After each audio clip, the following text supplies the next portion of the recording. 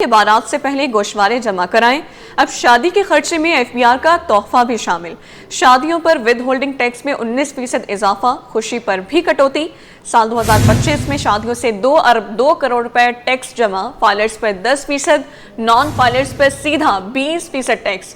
कानून के तहत शादी हॉल्स, मार्कीज, होटल से टैक्स वसूली की जा रही है। इस वाले से तफसीलात जान लेते हैं ब्यूरो चीफ अशरफ खान से। जी अशरफ, बताइएगा।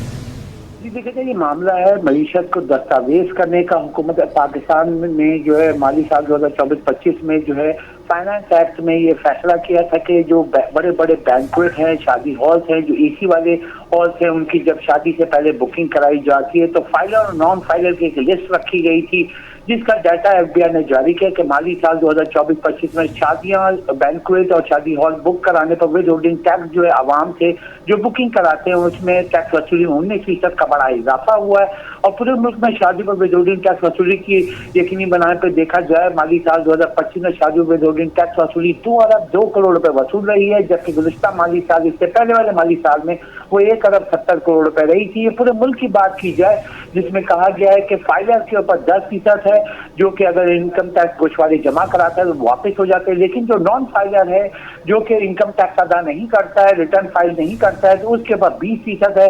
बहुत आसान है कि अगर कोई 1 लाख रुपए का शादी हॉल कराता है तो 20,000 रुपए विद होल्डिंग टैक्स जो है नॉन फाइलर पर आयद होता है। और ये जो एफबीआई का डाटा है पूरे मुल्क के आरटीओ से, ये डाटा जो आप स्क्रीन पे देख रहे हैं, जिसमें बड़े शहरों में कराची, लाहौर और इस्लामाबाद में जो बढ़ते हुए शादी के खराजात हैं उसको करार दिया गया है, क्योंकि उसमें यह है कि 20% नॉन फाइलर पर जैसे कि शादी हॉल बुक कराने पर इजाफी है, और ये जो बुकिंग कराता है जिनके घर में शादी हो रही है उनके ऊपर ये बोझ होता है। इनकम टैक्स ऑर्डिनेंस 2001 के सेक्शन 236 सीबी के तहत ये टैक्स वसूल किया जा रहा है। कानून के तहत शादी हॉल, मार्केट, होटलों से ये टैक्स वसूली हो रही है, क्योंकि आजकल होटलों में भी शादी होती है जिसकी अगर मैं बताऊं कम से कम भी मालियत जो है शादी के अगर कराएं तो 5 लाख रुपए होती है, और 5 लाख पे 20% लगाएं तो उसकी अमाउंट जो है अच्छी खासी बनती है। और इसमें ये क्लियर वादे कहा जा रहा है, और ये कि एफबीआई के हुकाम का भी कहना है कि अगर शादी हो रही है या घर में बारात है तो उससे पहले इनकम टैक्स रिटर्न जमा करा दें, ताकि सबसे पहले आपको उसका 20% के बजाय 10% देना पड़े।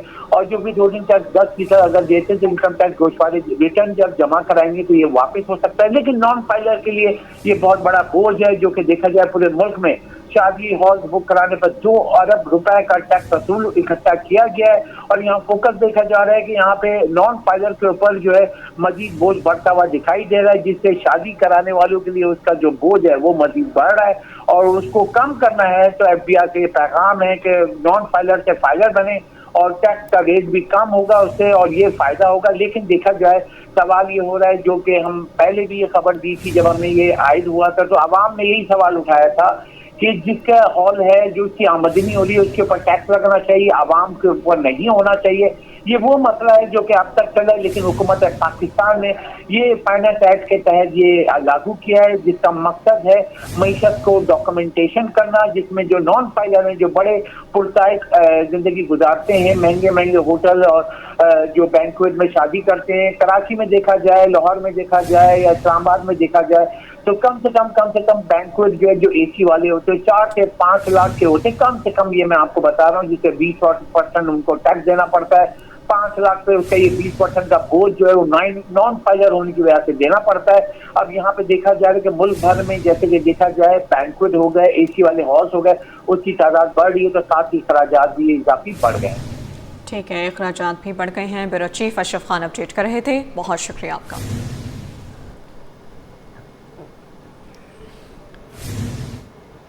जामे कराची में अफसोसनाक हादसा, तालबा गाड़ी की जद में आकर जाम बहक। समाजी बहबूद की सेकेंड ईयर की तालबा अनीका सईद जिंदगी की बाजी हार गई। रियाजियात के सामने रोड पार करते हुए हादसा पेश आया है। तालबा की हलाकत पर जामे का माहौल सोगवार। जामे ज़रा के मुताबिक हादसा सुबह के औकात में पेश आया। जख्मी तालबा को फौरी अस्पताल मुंतकिल किया गया, मगर जान बढ़ ना हो सकी। वाक़े के बाद जामे में तलबा का एहतजाज, जामे में ट्रैफिक कंट्रोल और सेफ्टी इक़दाम किए जाएँ, तलबा का ये मुतालबा है। इस पर बात कर लेते हैं सैयद ज़ुबैर राशिद से। ज़ुबैर, बताइएगा।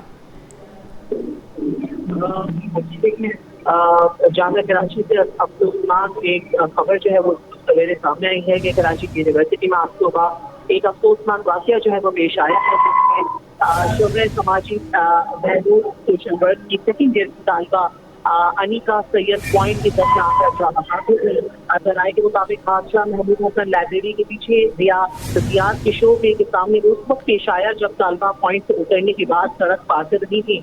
इसी दौरान दूसरे पॉइंट की रिसीवर होने से तालिबा पहियों की जद में भी है वो आ गई। तालिबा को फौरी तौर पर करीबी अस्पताल मुंतकिल किया गया था, हम वो जानवर ना हो सके।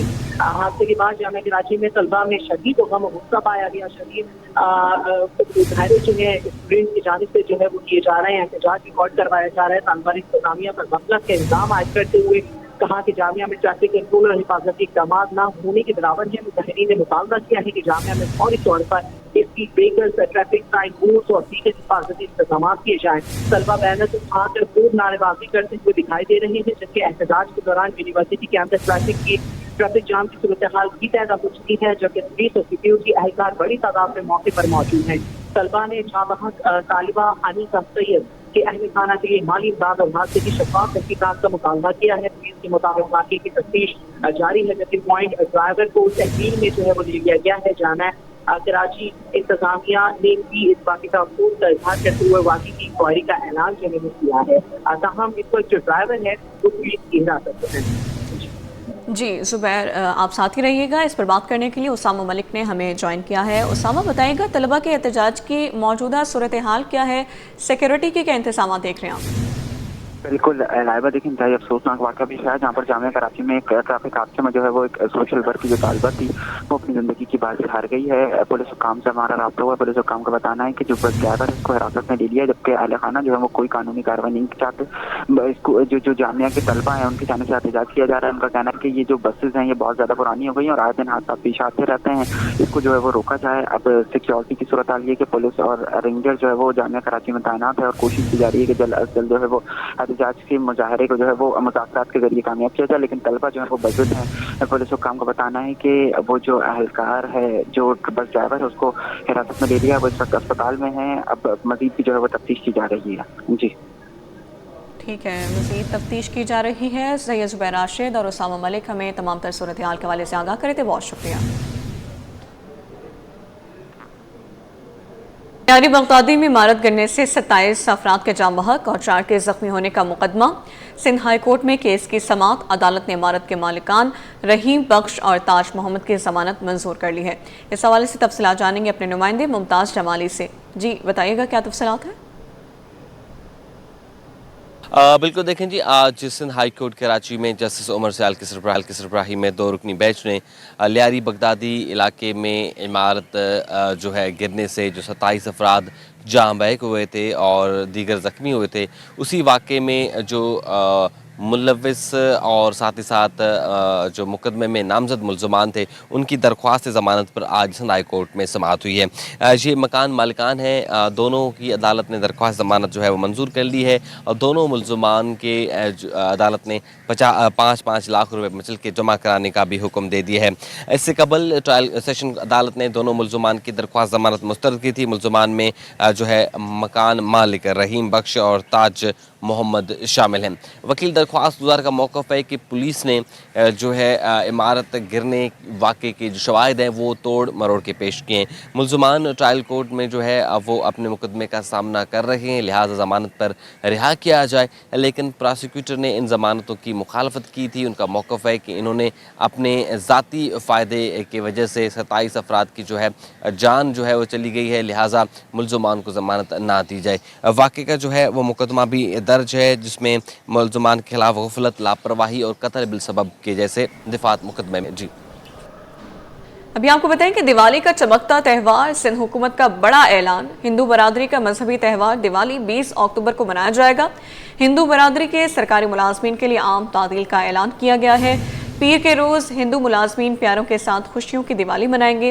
महकमा सर्विसेज एंड जनरल एडमिनिस्ट्रेशन ने छुट्टी का नोटिफिकेशन जारी कर दिया है। इस हवाले से बात कर लेते हैं आज़ाद नोहड़ियों से। जी आज़ाद, बताइए। जी बिल्कुल, हिंदू बरादरी का मजहबी त्यौहार दिवाली 20 अक्टूबर को मनाया जाएगा। संघ सरकार ने हिंदू बरादरी के से ताल्लुक रखने वाले जो सरकारी मुलाजमिन है उनके लिए 20 अक्टूबर को आम तहसील का ऐलान कर दिया है। 20 अक्टूबर को आम तहसील का महकमा सर्विसेज जनरल एडमिनिस्ट्रेशन व कोऑर्डिनेशन ने नोटिफिकेशन भी जारी कर दिया है। नोटिफिकेशन के मुताबिक 20 अक्टूबर यानी पीर के रोज तमाम तर सरकारी दफातर में हिंदू बिरादरी से ताल्लुक रखने वाले मुलाजमिन के लिए आम छुट्टी होगी। वो अपने प्यारों के साथ दिवाली का त्यौहार मनाएंगे। जी आज़ाद, बहुत शुक्रिया। मजीद आप हमारे साथ रहिएगा। सिंध में अफसरान के तकर्रुर तबादले। Additional relief commissioner Lal Dinu Mangi का तबादला। Lal Dinu Mangi additional director civil services academy Tando Jam तैनात। Altaf Ahmed Khawaja chief engineer office judicial works Karachi तैनात। अल्ताफ अहमद को चीफ इंजीनियर जुडिशल का इजाफी चार्ज दे दिया गया है। इस हवाले से बात कर लेते हैं। आज़ाद होड़ी हमारे साथ ही मौजूद हैं। आज़ाद, बताइए। जी बिल्कुल, सिंध सरकार ने 19 ग्रेड के 3 अफसरान के तकर्रुर तबादले कर दिए हैं, जिसका महकमा सर्विसेज जनरल एडमिनिस्ट्रेशन व कोऑर्डिनेशन ने 3 अलग अलग से नोटिफिकेशन भी जारी कर दिया। नोटिफिकेशन के मुताबिक additional relief commissioner revenue Sindh Lal Dinu Mangi का तबादला करके उनको additional director Sindh civil service and local government academy Tando Jam तैनात कर दिया गया। जबकि अल्ताफ अहमद ख्वाजा जो तकरीर के मुंतजर थे उनको superintendent engineer chief engineer office judicial works Karachi तैनात कर दिया गया। जबकि अल्ताफ अहमद ख्वाजा जो तकरीर के मुंतजर थे उनको chief engineer works and services judicial का इजाफी चार्ज भी सौंप दिया गया है। इसके अलावा अख्तर मेमन को superintendent engineer public health engineer दही तरक्की तैनात कर दिया गया। जबकि अख्तर मेमन को हालिया ही 18 से 19 ग्रेड में तरक्की दे दी गई थी। इसके भी महकमा सर्विसेज जनरल एडमिनिस्ट्रेशन कोऑर्डिनेशन ने नोटिफिकेशन जारी कर दिए हैं। जी ठीक है, आज़ाद तुम्हारी आगाह करने के लिए बहुत शुक्रिया।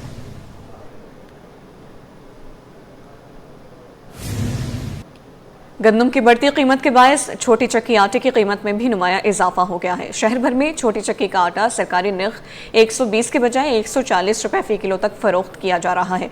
वजूहात क्या है, जानते हैं अपने नुमाइंदे वसीम इफ्तिखार से। जी वसीम।